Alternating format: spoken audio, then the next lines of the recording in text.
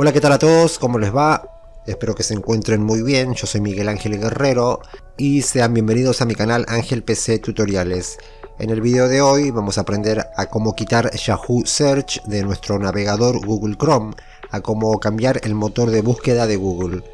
Estamos en el navegador, vamos a hacer clic en los tres puntos de arriba a la derecha, en estos. Hacemos clic ahí. Ahora en esta lista bajamos, vamos a bajar aquí. A ver, voy a hacer scroll. Aquí podemos ver configuración, entramos ahí. Antes de que se vayan, no olviden suscribirse por favor, compartir el video, dejarme un like, un comentario. Y por acá les va a aparecer algo muy bueno para que aprendan más sobre Google Chrome, que también lo van a poder encontrar en la descripción de este video y en el comentario fijado.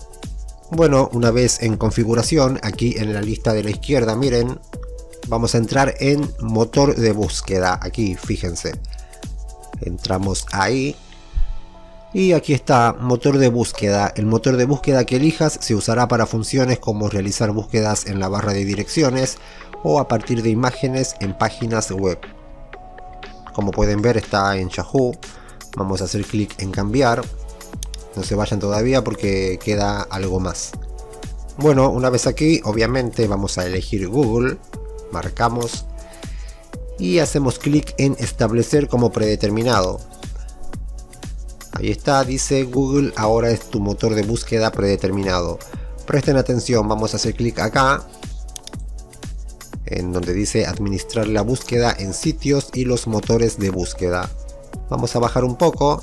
Y si queremos podemos eliminar Yahoo y todos estos motores de búsqueda, si es que queremos. Hacemos clic en los tres puntos y luego en borrar. Eso es todo lo que tienen que hacer, espero que les haya servido el video. No olviden suscribirse, activar la campanita, comentar, compartir y todo lo demás. Cuídense mucho, pórtense bien y hasta la próxima. Chao.